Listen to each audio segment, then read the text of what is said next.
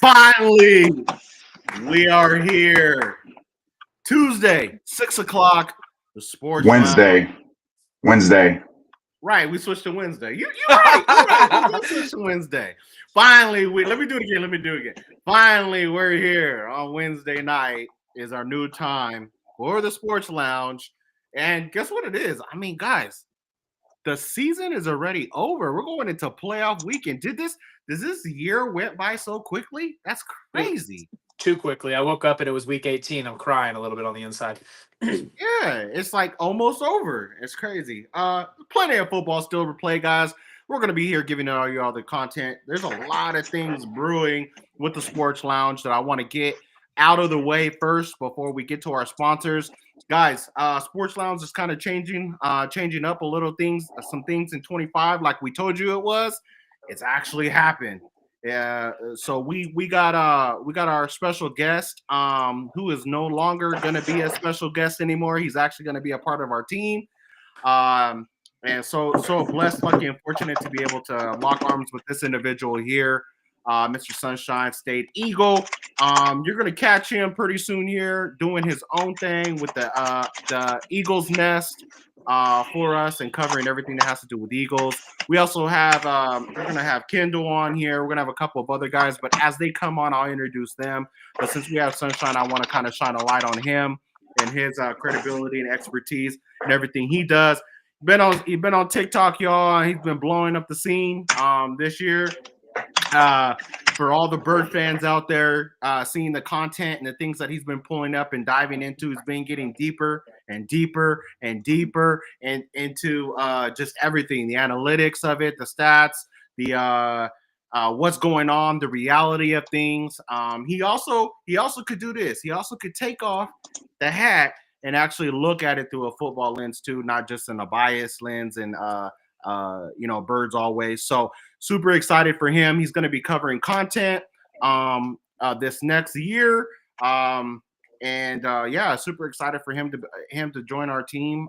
So blessed, lucky, and fortunate to have him. But let's get on with the show, guys. Thank you again, Sunshine, for being on with us and joining our team. Let's get to our sponsors, man. Let's get to our sponsors. Blessed for the opportunity, guys. Thank you. I appreciate it. So with our sponsors, of course, we've got number one sports fans located here in the Central Valley of California and Tulare, Visalia, and Hanford locations. You need to get into your playoff merchandise.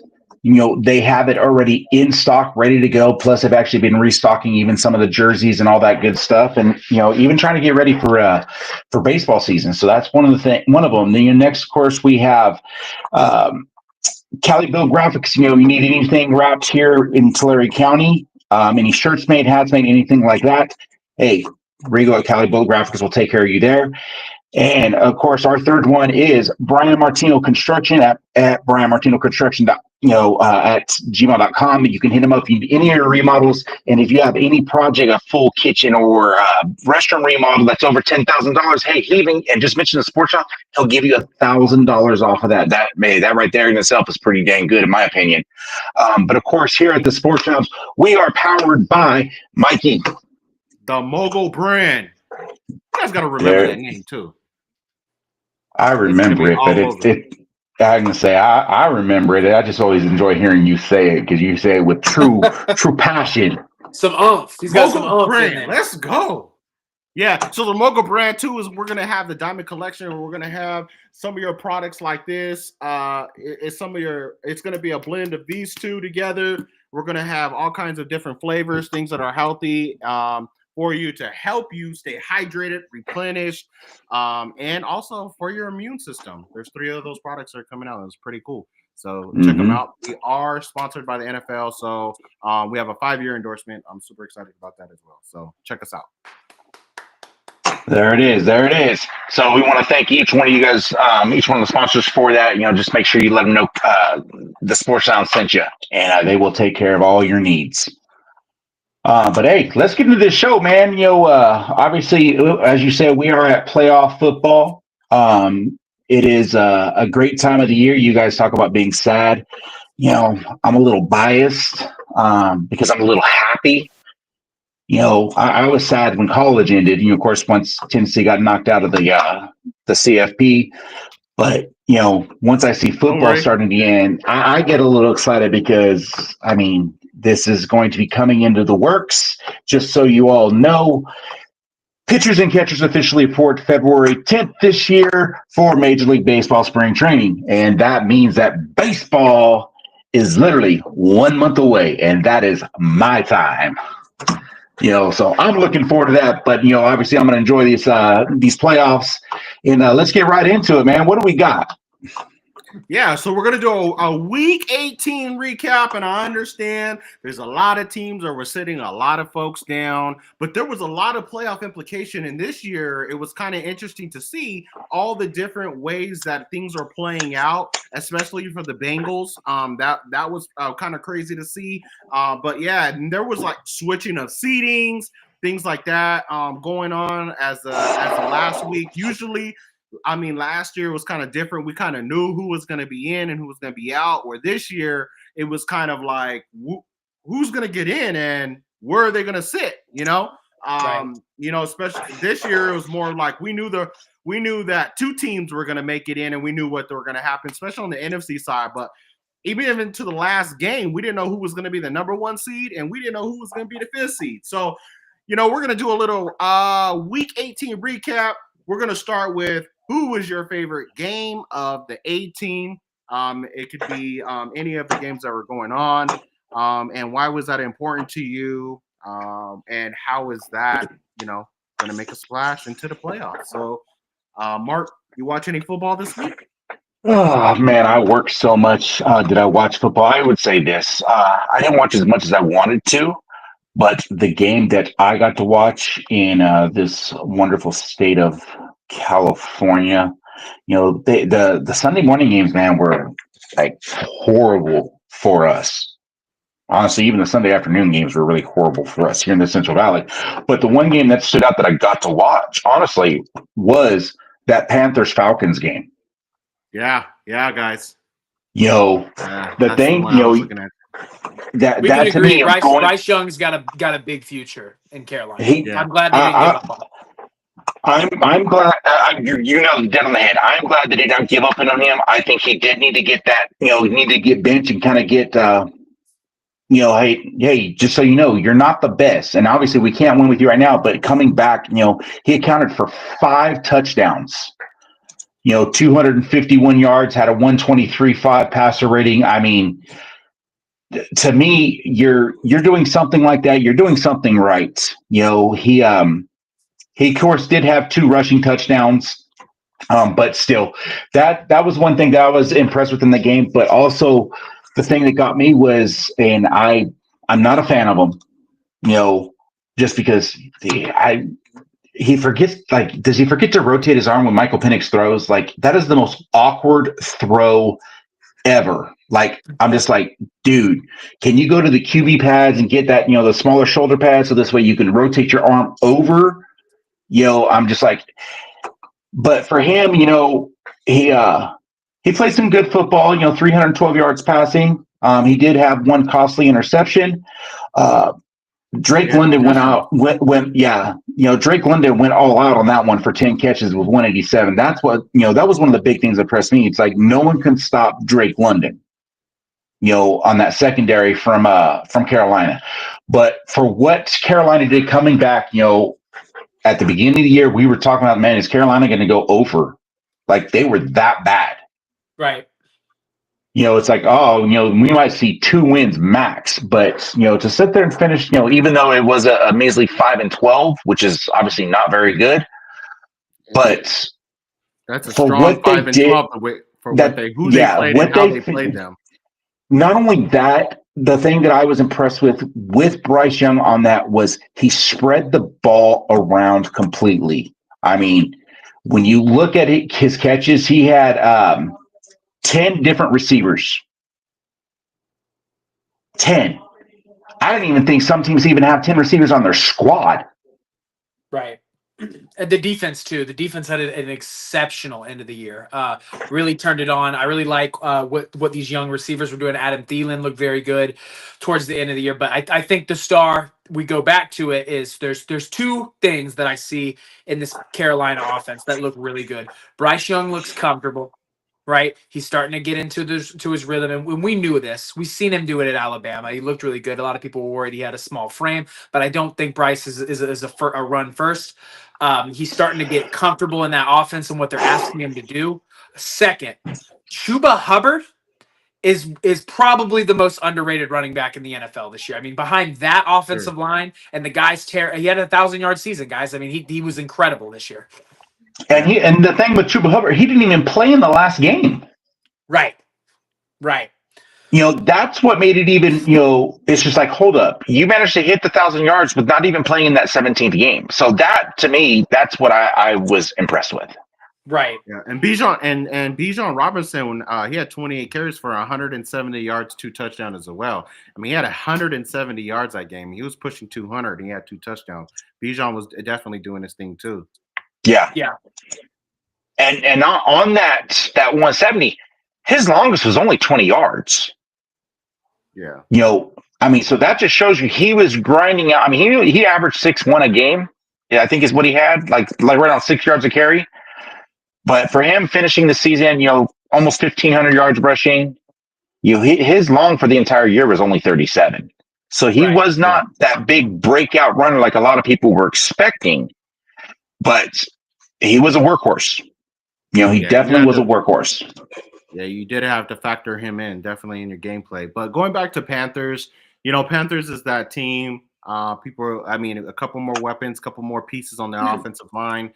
I think that's going to be a different team definitely next year. And I think they're in the right direction. No, I know they're in the right direction, but don't count out the Falcons either, guys. I mean, I think they're going to do something with. I mean, Michael Penix, he played ball. I mean, for him to come in this late in the season and try to capture a seeding, he played a hell of a game. And if they won that game, I mean, it was a close game with the Buccaneers. The Buccaneers were losing at first, and unfortunately, for some reason they had Derek Carr playing, but he didn't come out and play. I mean, he didn't play after all. So I think it was a bit a different game. Him playing. There's some opportunities there for them to beat the Buccaneers, but they didn't. But yeah, really good game. Went into overtime, and Panthers came out with the victory, 44-38. Sunshine, what game stood out to you? Yeah, so I won't lie.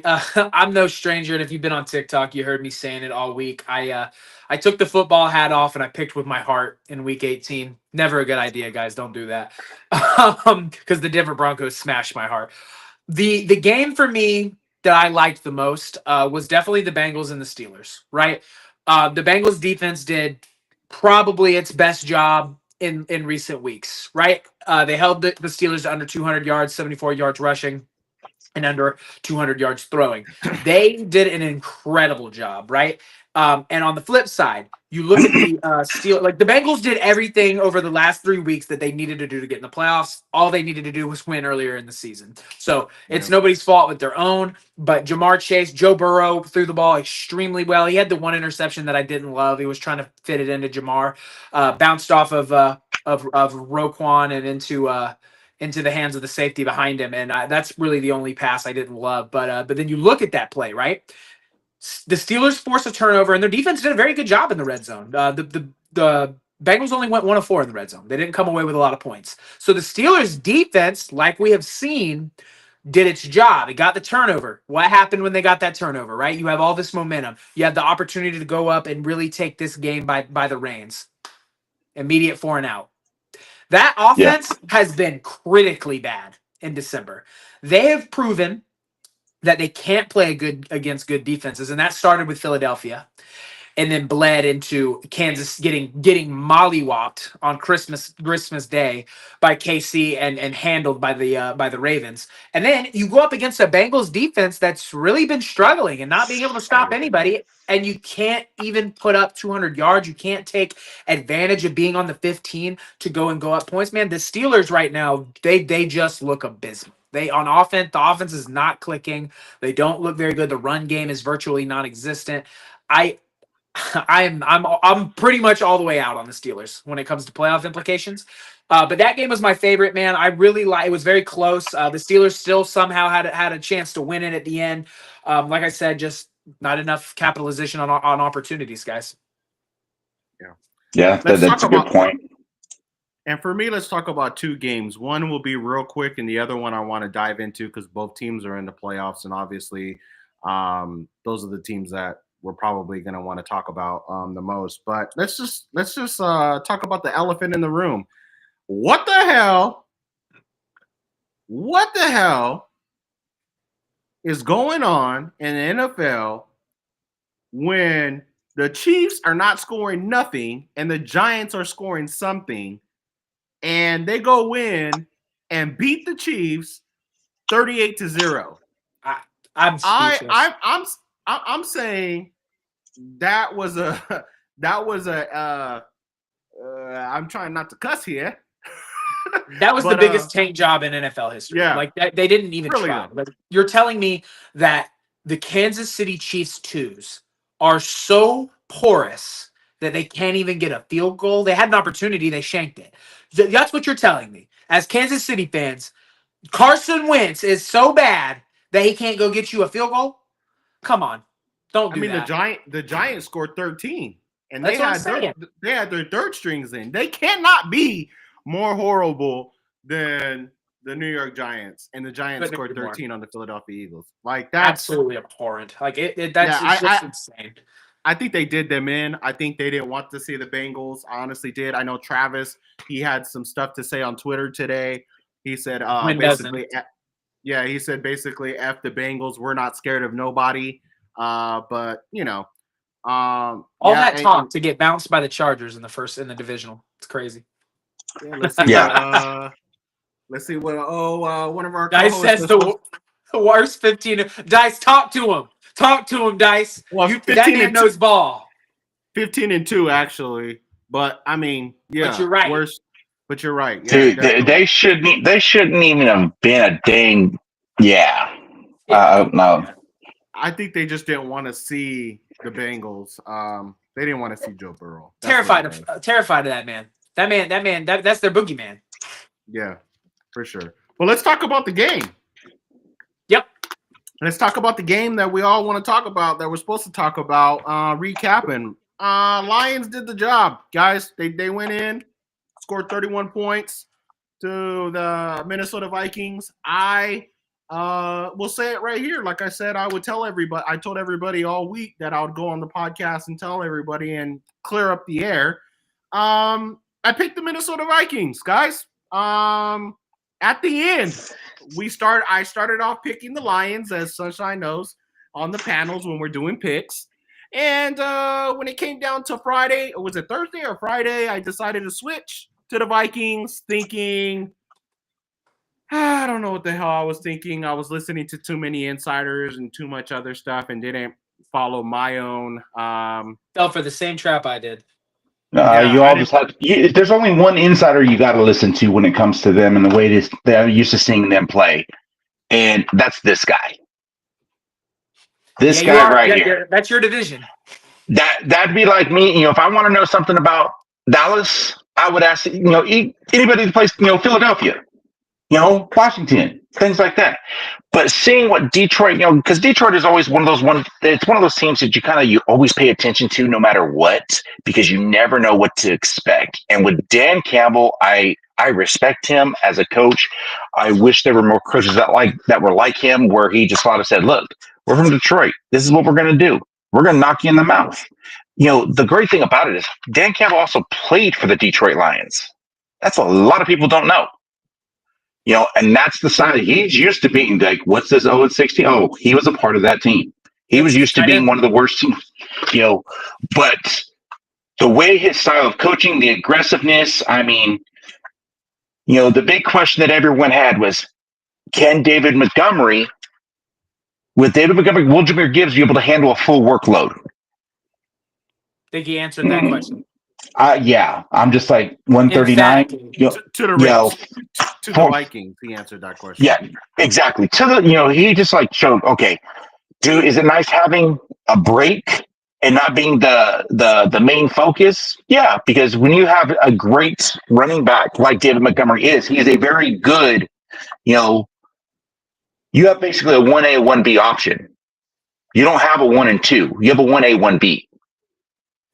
And so that's what makes Detroit so good when it comes to that backfield. But Gibbs just showed, hey, look, I can handle the workload. If you get enough rest and things like that, like they did, because of not having him carry so many, he only had 250 carries. So that was where I was impressed. I mean, he finished the season with 20 total touchdowns, 16 of them with rushing. So he showed that he can even catch the ball, which some people were even speculating on that one. And I had to watch that. I couldn't stand him when he was at Bama. I mean, I respect him because he's a good running back. Doesn't mean I still have to like him. But it's the same concept. It's like, no, I watched the guy. He could play.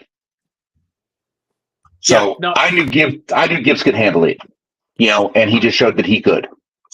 Right. And I mean, to go back to Chosen's point, right?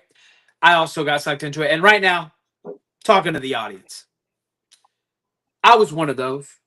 Okay. I fell for the Sam Darnold magic, right? Yeah, for real, bro. Okay. All we heard was Sam Darnold's gonna get it done.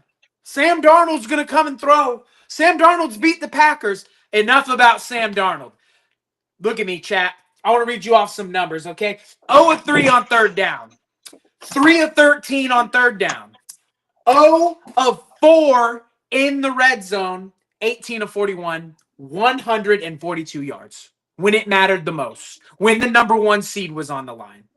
Sam Darnold, when the pressure is at its highest, does not perform. He doesn't. He doesn't get it done. I mean, this game mattered so much to Vikings fans. The road would have went through Minnesota. All you had to do was beat the Lions. The beat-up Lions. The Lions playing with bad boys in the secondary. But it didn't matter because Sam Darnold is showing us that you can come from a different team and you get the best receiver in football, and it doesn't matter because he's still Sam Darnold. Yep. At the end of the day, I will say this, and I'm going to chime in on this. So with Sam Darnold, okay, Sam Darnold is a very good, he's a good option if I need someone to fill in. Sam Darnold was not a leader at USC. He's Daniel Jones 2.0. Exactly. I wouldn't say that. I wouldn't go that far. I would go that far. Daniel Jones might be a little better. I'm all out on that man. No, I would put him more in all honesty, I would probably put him in the category of Dak Prescott. He can do something. He showed that he can win. What is the thing that Dak Prescott cannot do? He cannot win when it counts. Cannot do it. So I would put Sam Darnold in the same category as Dak Prescott. Daniel Jones couldn't hit water if he fell out of a boat. But Dak has won games that were meaningful in the regular season, though. This season, their game against the Steelers, he was incredible in that game. Yeah. So let me go back to my point here. My point is this: even though Sam Darnold he went for 166 yards, Cam Akers went for 65 yards, and Jefferson got locked down by his high school friend. We'll call him his friend. Played against him in high school, played against him in college, and they decided, hey, let our guy that knows your guy better guard him. And he did, and he shut him down. 54 yards, no touchdowns. Even though they had an incredible game with Jahmyr Gibbs with 23 carries, 139 yards. He had 3 touchdowns. He also, I believe, had a receiving touchdown. Amon-Ra Brown really didn't do much. He only had 77 yards with 6 receptions. It was mostly his show. Here's the biggest stat, and this is where I'm going to go with this. Jared Goff went for 27. He went 27 for 33, 231 yards, 1 touchdown, but the dude had 2 interceptions. You cannot do this in the biggest games, in the biggest lights. just we look at the score 31-9, and people out there talk about how Saquon Barkley saves you, Jahmyr Gibbs saved your 1 seed because the dude threw two interceptions when he was under pressure. Now, let me get back to it. Both teams have not been impressive to me, and I don't care what nobody says because we pulled up both of their schedules, and both of their schedules are trash. Now things are going to start tightening up, and I would like to see how the Minnesota Vikings play against a veteran and an experienced playoff team in the Rams. The good thing about the Lions and the good thing about the Lions is they needed it more than the Minnesota Vikings did because they're going to get some players back. They get a week off. They're going to get some players healthy. They're going to get some people healthy. But I want to see what they do against the Washington Redskins. I want to see or the Washington Commanders. I want to see. They'll always be the Redskins. Yeah, I want to see what they do with them because I think it's going to be a lot closer than what people think. Even though the Lions may win, but I still don't think they got enough on defense because I don't even know who's playing corner because Arnold went down. So I don't even know who's playing corner at this point. Hey, gentlemen, let me go grab my phone charger. I'll be right back because my phone is on. Yep, you're good. You're good. I'm going to say this. So when it comes to the what are they going to do? You're going to sit there and see David Montgomery coming back. You're going to see a lot of these guys. They're going to be coming back from injuries. So for me, that's where I'm just like, all right, what do we have? And that is a big thing. They had 22 players on IR. That just shows you the next man up. Detroit has understood the whole next man up mentality. And that's what's important. It's not like what Kansas City did where it's like, bro, you should have just forfeited the game. Like, that's my personal opinion. That's how Kansas City was. But you can say that mentality when you're playing against teams like the Cardinals, the Seahawks, the Cowboys, the Vikings, the Titans, the Packers, the Texans, the Jaguars, the Colts, the Bears, the Packers, and then they lost against the Bills. The Bears then broke down Niners and then playing against the Vikings again. You could say next man mentality because all those teams are broken down anyway. So I would like to see what they do against, like I said, in the playoffs with a broken down defense against these high caliber teams in the playoffs. That's all I'm saying. I'm not saying that they're a horrible team. I'm not saying anything like that. I think they're well coached. I think Ben Johnson's going to end up having a head coach position, and their defensive coordinator will have a team for himself as well.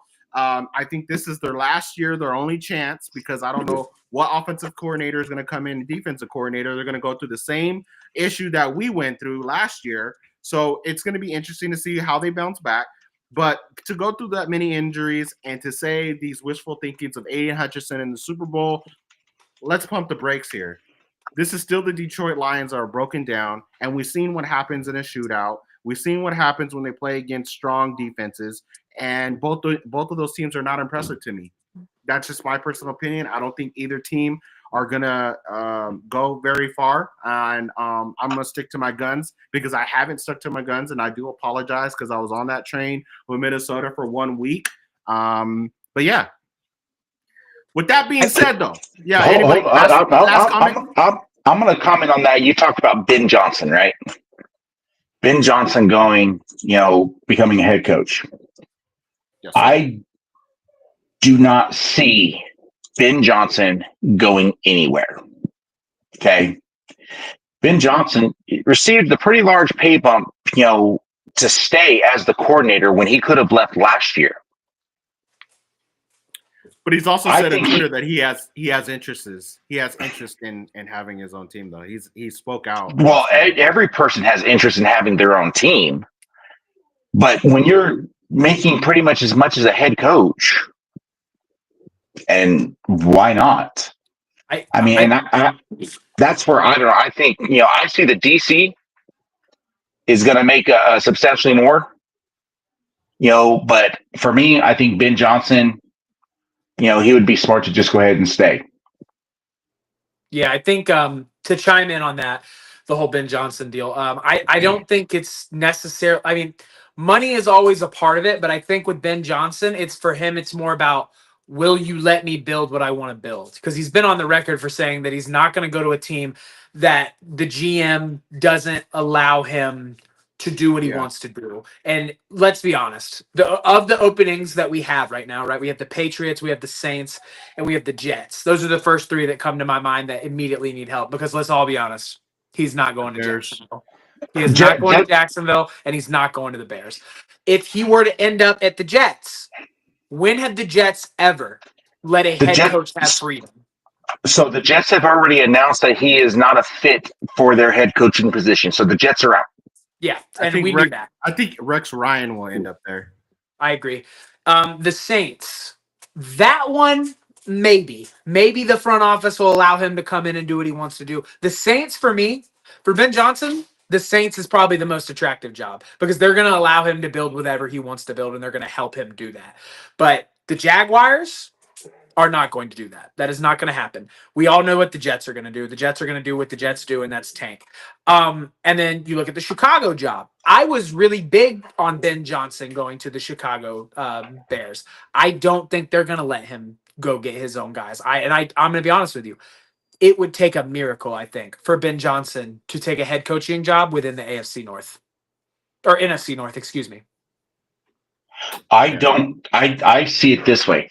I do not see Ben Johnson going to the Bears because he might know them, obviously playing against them for quite a bit, but what you just said right there, Sunshine, it's dead on. They're not going to, they brought in the whole Ryan Poles or whatever the heck his name is, the moron, the GM.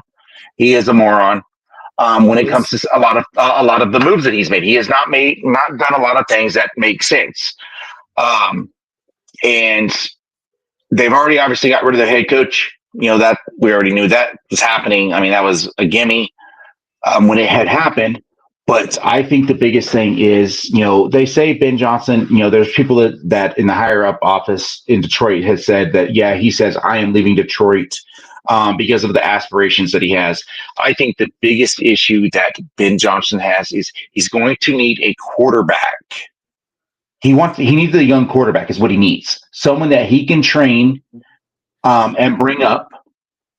And I'm just going to say this, if he's smart, he stays in Detroit.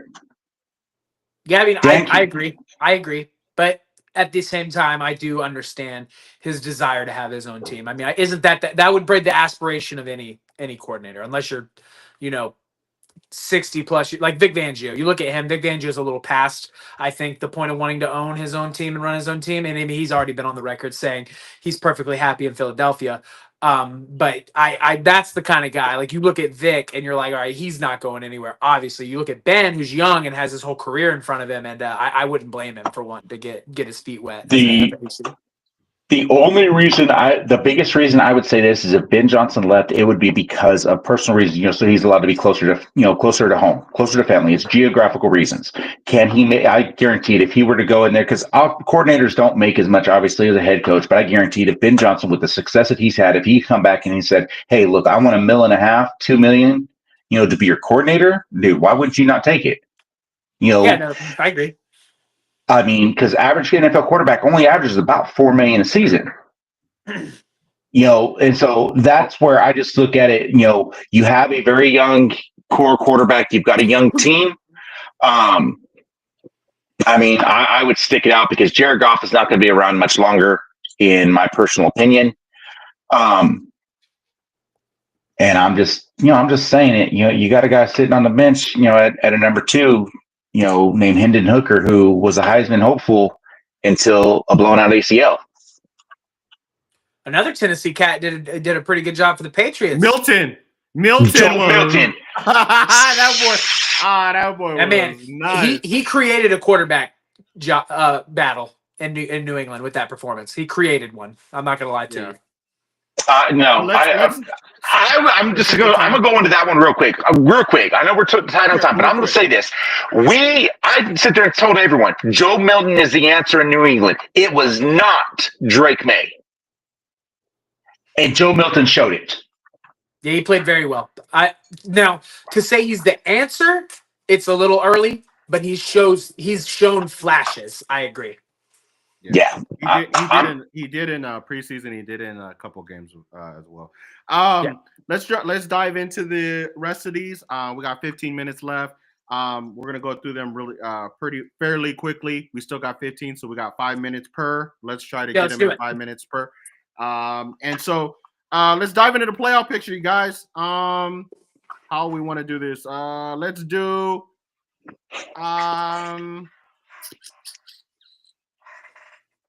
Let's all Just pick your games. winners. How about that? Just pick your winners. Just name your winners. All right, pick your winners and why. All right, let's start with the Chargers versus Texans. Who do you guys got? I'm gonna go with the Chargers. I trust. Chargers. I'm gonna do it. I'll do a quick synopsis. Harbaugh is going to have CJ Stroud in a really bad place right now. The Texans don't have the weapons. You're relying on a hurt Nico Collins and Joe Mixon. Right now the Chargers have the number 1 points per game defense in the NFL.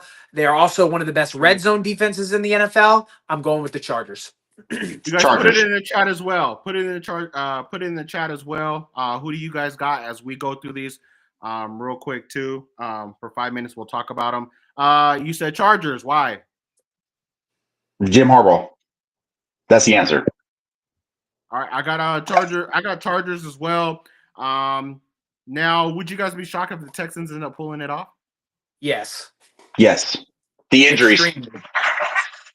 And the inconsistency from CJ Stroud. I 100% agree. I would be very surprised. Cool. Like I will say this. He'll have at least 2 picks. Okay. So that's my answer to Next that one. Ravens Steelers. Yeah, Ravens Steelers. This is a big one, guys. Obviously, they're rivals, but we did see a slump that happened with the Steelers, as Sunshine has mentioned earlier. We don't know what's going on with Russ. We don't know what's going on with the team. They've been exposed against bigger defenses. Who do you guys got, Steelers or Ravens in this game? Ravens as long. I'm going to say this. I'm going to go real quick on this one. I'm going to say the Ravens on one condition. Lamar Jackson doesn't think he has to be Superman. Can't argue.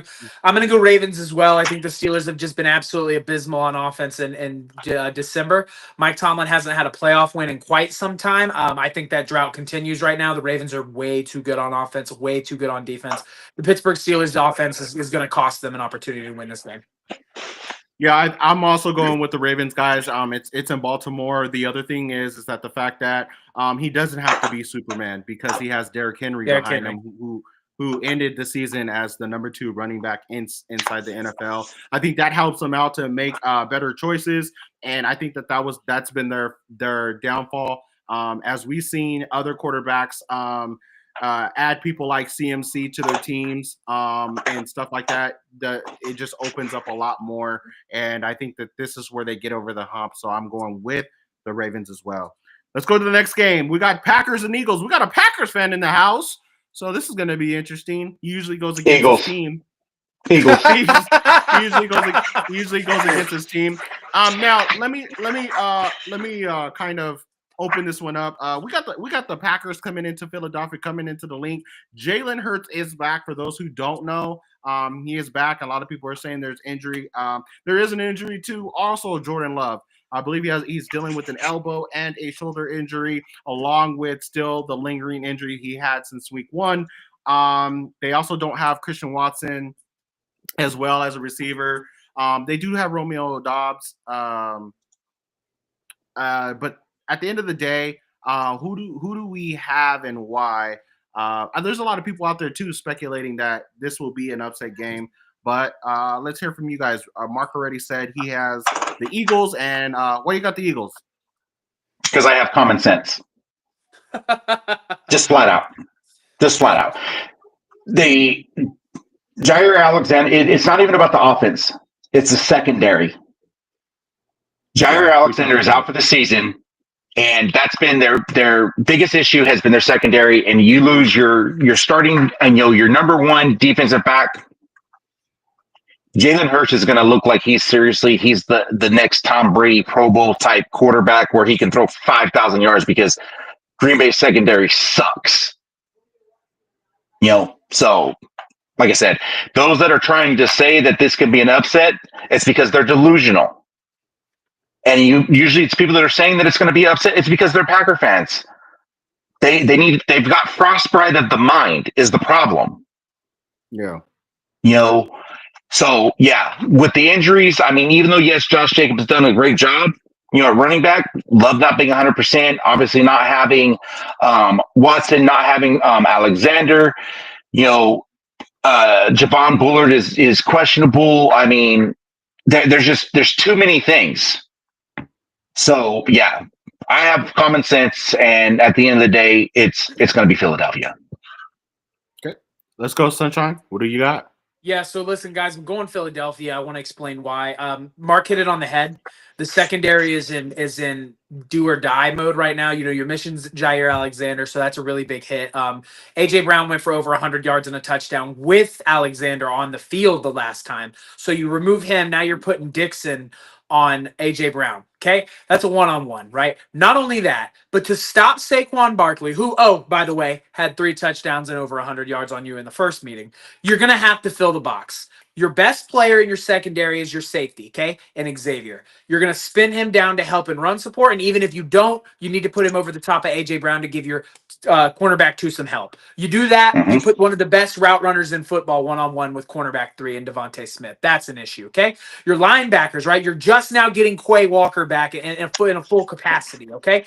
He's going to have to go up against a healthy Dallas Goedert, right? Dallas went. We seen what Dallas did against the Giants. 60 yards. The brother didn't even look like he missed a week. All right. Yeah. Great. And if you can do all that, Saquon Barkley's still an issue out of the passing game, right? You just don't have enough on defense. I will give the Packers fans this kind of praise. Your run defense has gotten progressively better over the course of the season, guys. You're 7th in rushing yards allowed right now with a yards per carry rate of, I believe, 4.2. That's very good. It will not matter. It will not matter in this one.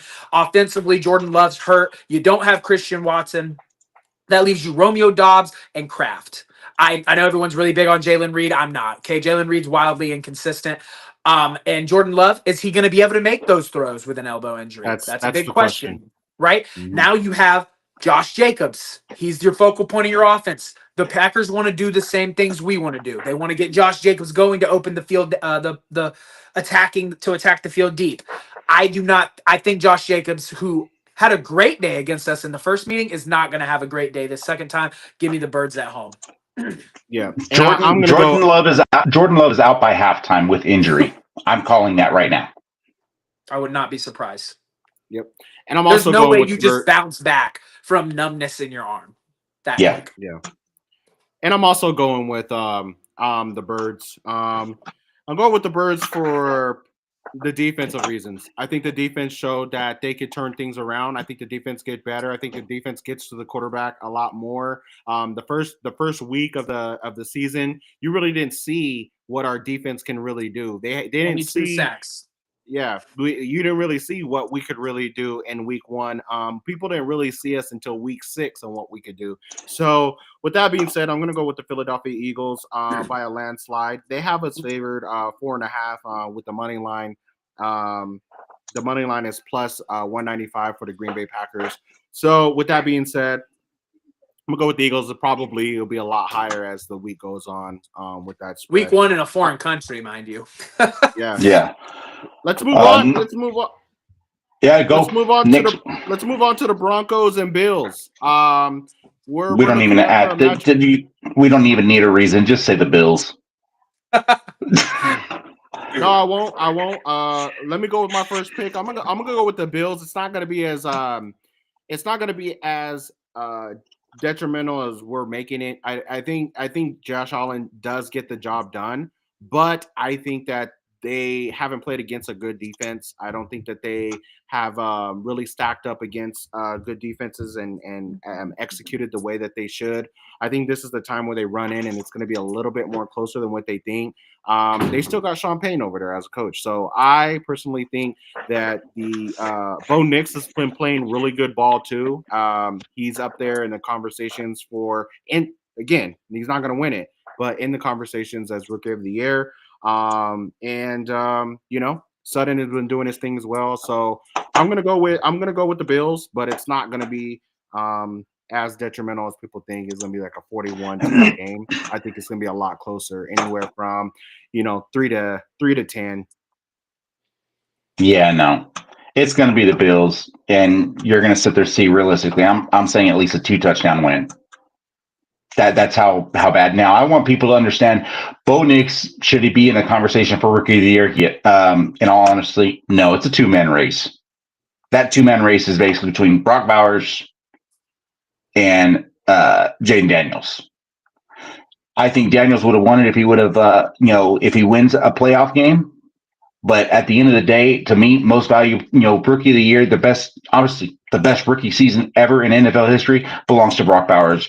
And so, but with Bo Nix, with the consideration, just so people understand, how well Bo Nix had on this season. Bo Nix had 3,775 yards passing. Josh Allen had 3,731. Bo Nix had 29 touchdowns, 12 picks. Josh Allen was 28-6.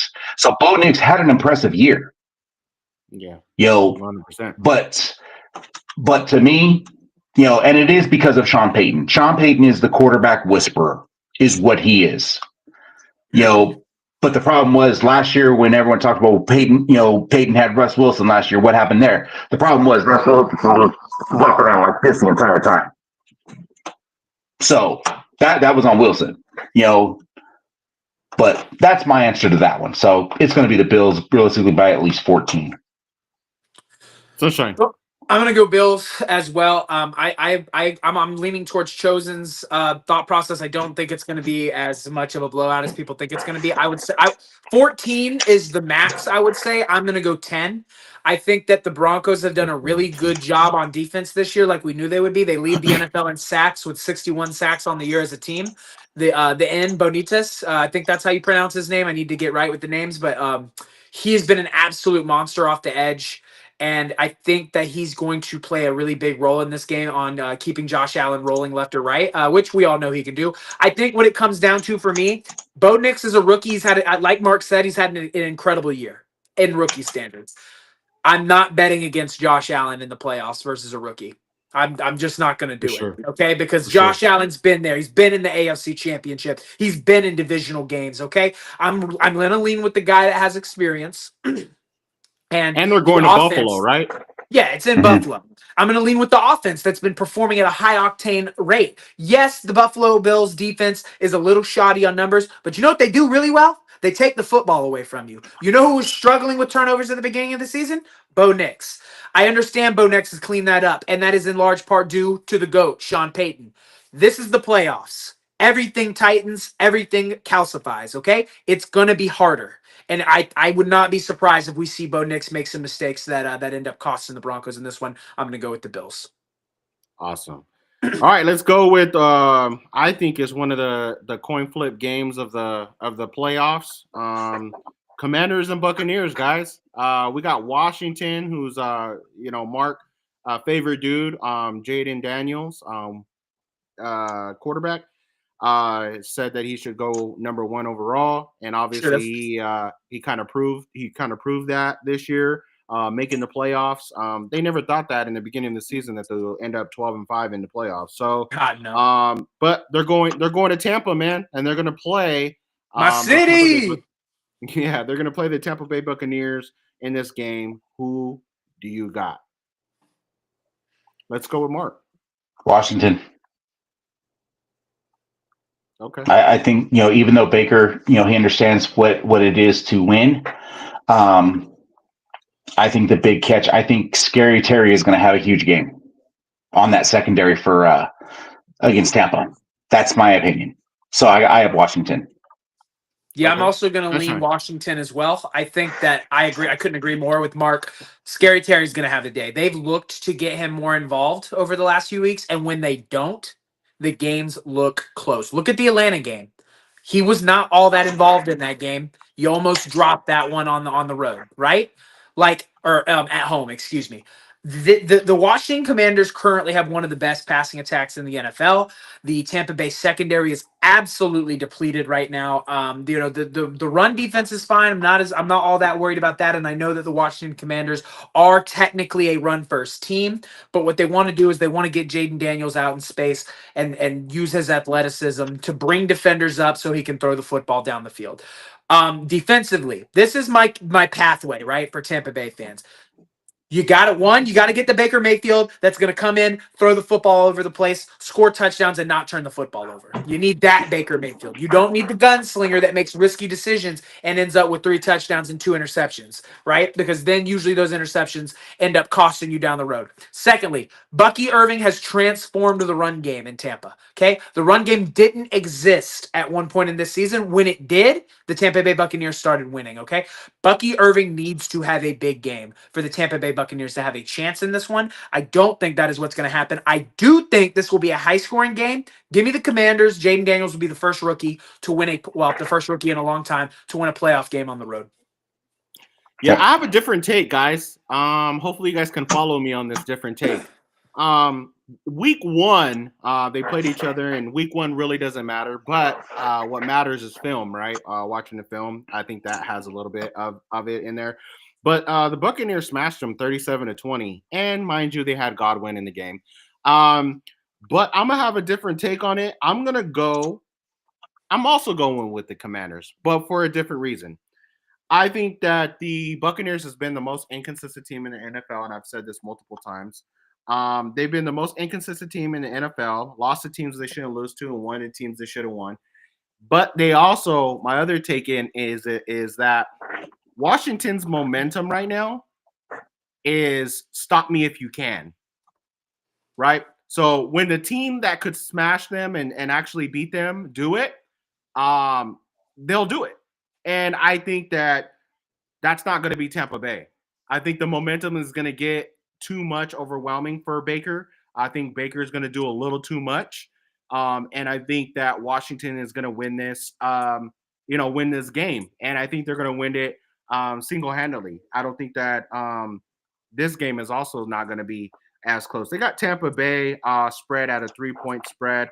Washington at a money line of 140 in this game, but I think that Washington wins this game by 7 to 14 points, strictly on momentum and strictly I will say this on that, it's going to be over 50 points. I think you're going to see a massive scoring game. I agree.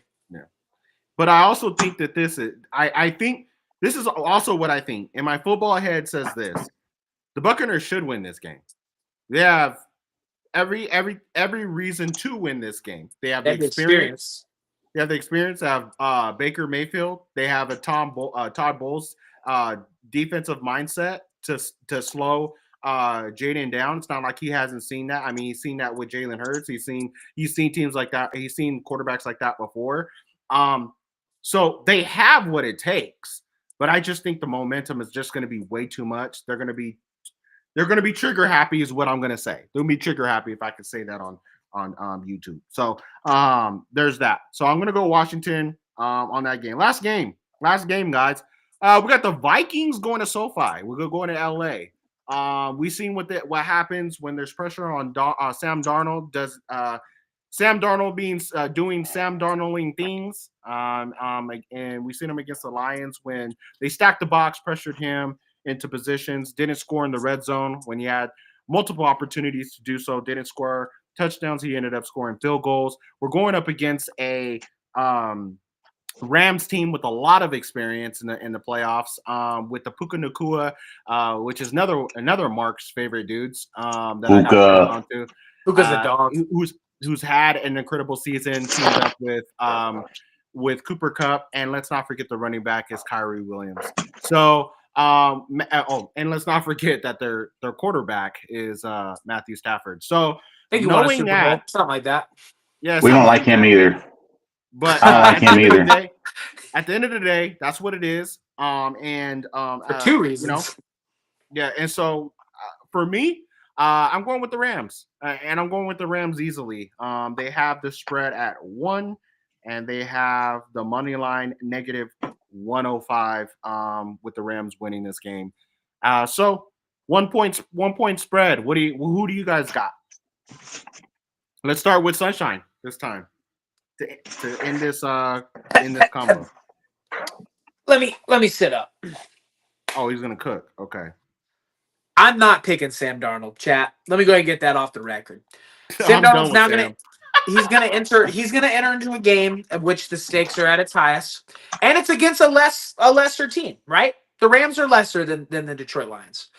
You're going up against a quarterback that's been there. You're going up against Puka Nacua, who's arguably a top 5 receiver in this league. If you don't think so, you're watching the wall on Sundays and not the TV, because Puka Nacua is an absolute dog. Kyren Williams is an underrated running back and has been very good this year. The offensive line for the Rams is the only thing that maybe worries me just a little bit because of how great a year Gernard has had. I don't think it will matter in this because at the end of the day, Sam Darnold is going to do something that is going to cost the Vikings this game. 1 point spread. I'm going to go 3 by 3. The Rams by 3. I think that Gerard Verse is the defensive rookie of the year. Yes, over Quinion Mitchell. I'm going to give it to Gerard due to Quinion Mitchell's last 2 weeks of getting, his NFL welcome to the NFL moment, and the fact that he doesn't have any interceptions. I'm going to give it to Gerard Verse. He's had an incredible year. I think he's going to do work against the Vikings offensive line. He's going to cause pressure. And what does Sam Darnold do under pressure? That's right, he folds like a lawn chair. So I just don't trust Sam Darnold. I think that the Lions defense is going to contain Aaron Jones. Jay Jetta will probably still have a big day. But guys, I'm not going to go Vikings in this one. I'm going to go with the guy that's been there. Give me Matthew Stafford and the Rams to take care of business against the Minnesota Frauds. All right. Okay. All right. I like that. Mark. I'm just going to say scold. Okay. Cool. That's my answer. Now I'm going to get at this. So, am I a believer in Sam Darnold? Never have been, never will be. Am I believing Matt Stafford knows how to win in big games? He can. He can do things. I think the key factor is it's going to come down to the coaching. And I think Sean McVay is going to do something to screw it up to cause them. He's going to call some type of wrong play. You're going to see some type of wrong read. And at the end of the day, Matthew Stafford is going to be the Matthew Stafford that he is known, because he's usually throwing that one. He's had a decent year, but he cannot throw the touchdown pass anymore. He had 20 touchdowns on the entire season. So I think we are going to see the young Sam Darnold, beat the old Matt Stafford is what we're going to see. And because at the end of the day, the young Sam Darnold, I'll even put this as a comparison. He's just going to converge into a Matt Stafford in the end. He's might have got Stafford won a Super Bowl ring, but he should have retired after that Super Bowl ring. That's my personal opinion, and I don't see Stafford being able to do what is needed to do because he does not have the arm strength that is needed anymore. And I'm going to stick with the Vikings. Okay. Sounds good. I'm going to go to this last question. So before we take off, I do want to know, who is your guys' dark horse on the AFC side, and who is your dark horse on the NFC side that could ruffle some feathers in this playoff? In these playoffs, yeah. Let's start with Mark. Give me your AFC dark horse. I mean, there really is no AFC dark horse because everyone. I mean, I can tell you this: Chiefs aren't going to the Super Bowl. That's my dark horse. That's my answer. Chiefs, literally, after week 1, the Chargers have a strong possibility of beating the Chiefs. We've already seen that happen. Let's say they manage to go by them. You're going to have the Bills and the Ravens playing against each other. Okay. Doesn't matter who wins that game. Bills will beat them. Ravens honestly beat them. You have three teams, that have the capability or have beaten the Kansas City Chiefs. So the Chiefs are not going to sit there and go to the Super Bowl. That's my dark horse in the AFC. Okay, Sunshine. We will not see a three-peat. Okay, Sunshine, who do you guys your dark horse on the AFC side that's going to ruffle some feathers? So ordinarily, I would say that it would be the Denver Broncos, but I think that the pressure of the playoffs is going to cause Bo Nix to have a rough game. So for that reason, I'm going to agree with Mark. I think that a Harbaugh-led Chargers team is going to give the Kansas City Chiefs all they can handle in the divisional round. Why do you ask? Every game between the Chargers and the Chiefs this year have been decided by one score. 7-point win and a 2-point win. They escaped with their lives barely. You know how hard it is to beat a team 3 times in the NFL? A Harbaugh-led team. That defense has done a 180. It allows the least amount of points in the NFL, one of the best third down defenses, and one of the best red zone defenses, guys. I think that Justin Herbert is playing confident enough to go into Arrowhead and defeat the Kansas City Chiefs. I firmly believe that. Call me crazy, call me what you want. I think Harbaugh could do that. My AFC dark horse is going to be the Chargers. I think they could definitely ruffle some feathers. Yeah, I'm gonna agree with you. I'm gonna agree with you on that, and that would be mine as well. It's very, very simple. Jim Harbaugh has done it before with the San Francisco 49ers. He's done it with Michigan, and now he's gonna do it with the Chargers. Wherever he goes, he wins. Yeah, wherever it's in his blood and his DNA. I mean, his brother's been doing it. His brother just got to get over the hump. But Can we sit here just real quick, and think about a Harbaugh AFC championship? Woo! We've seen it. We've seen a Harbaugh Super Bowl, so we got to see it. Yeah. So that would be my dark horse in the AFC. Who is your dark horse? We're gonna end with this one. Who is your dark horse in the NFC? Sunshine, who do you got? Yeah, let's start with Sunshine. My dark horse in the NFC is going to be the LA Rams. I think that they have the strong possibility. They're going to beat the Vikings. I firmly believe they're going to beat the Vikings. Then it's when they beat the Vikings, then they got to come to Philadelphia. And let me tell you what, during these playoffs, it ain't always sunny in Philadelphia. Okay, it's dark, it's cold, and we're going to whip your behind. But I do think the Rams have the ability to shock the NFL world and beat the Minnesota Vikings. I don't really consider it an upset, but the NFL will. So I'm going to go Rams. Yeah. Who do you got, Mikey?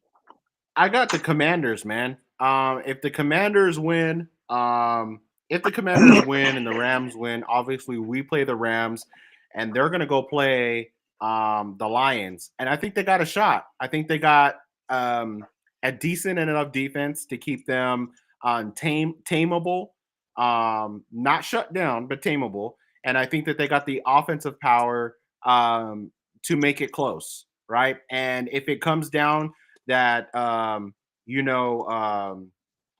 Jared Goff becomes Jared Goff under pressure and throws 2 picks to a feasting commander team, I think that they feed off of that like they did off of us when they played against us, and they make them pay for it. And I think that we could probably see a Commanders versus Eagles NFC Championship. So imagine that. All 3 games at the link. Yep. And that makes us all games go through the link, which I've been preaching, right? I've been preaching that. I said all games. That has been your motto.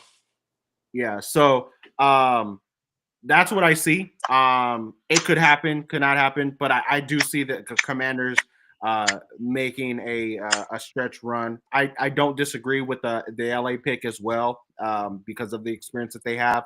But I'm going to go with the Commanders to make it interesting on this one. But that's all we got. I'm going to say this. I'm going to give my dark horse in the NFC. And it's not even going to be a dark horse on the NFC. It's just going to flat out be the dark horse. But this is what's going to happen. The Detroit Lions are going to win their first Super Bowl this year.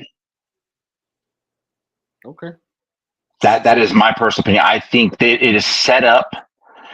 That team, just the mentality that team has, they're ready to knock out. I think the toughest game on the entire schedule is going to be the NFC Championship, which would be awesome if it could be the Super Bowl. But I think you will see the Detroit Lions and the Philadelphia Eagles in the NFC Championship. It's not going to go through the link. But I think honestly, I will say this: it is either going to be the Bills and the or the Ravens represent the AFC side, Detroit represent the NFC side. I would like to sit there and see, honestly, I'd like to see Josh Allen just because he's from here in the Central Valley. But I'd also like to see a competition on who's the better, I can't stand either one of them. But honestly, a better Bama back between Derrick Henry and Jahmyr Gibbs. You got two different styles, but you got, you can't argue that Bama is a great college and they know how to produce NFL talent. I'll say at the end, I just think it's going to be Detroit and Buffalo, in my personal opinion. I don't hate it, right? But I'll say this. I love Dan Campbell, but while this logo is still in play, I won't cheer for him to win a Super Bowl. So until my logo is gone, I'm rocking with them boys right there. Yeah, and also to add to that, there's going to be a time where when you live and die by the sword, you eventually die by the sword, right? Those fourth downs against the Eagles, like I wish you would. Like I hope he does. I hope he goes for it on fourth down. I will be, and I will be at the TV just screaming my freaking lungs out because there's plenty of teams that thought they're going to get that fourth down and one. And with Jay, as long as we have Jalen Carter, and ask the Commanders or ask the Steelers. Yeah, like it's gonna be difficult for them to do that, and they're gonna pay for them going for fourth down. Yeah, Jalen Hurts is gonna score a touchdown on you if you give him the football in that kind of situation, and you don't want to give momentum to a Philadelphia Eagles. It's gonna be a game. So there's a couple of teams like we gotta see, right? There's a couple of teams that we gotta see, and Lions want to see them, right? We want to see the Commanders and we want to see the Bucks. Those are the three teams we want to see as Philly fans. So give us anybody, and we're gonna knock them down. But again, that's it. But I don't hate that pick. I mean, the Lions could definitely go. I mean, love Dan Campbell too. I would fully support it. Yeah, if he goes, I'm cheering him on to win the Super Bowl. Yeah, I'll be the biggest Lions fan on earth, but until the Eagles are eliminated, I won't even speak it into existence. Yeah, this coming from a guy who's literally the guy's in my division, but I don't care. Just what he can do. Yeah. So I love it.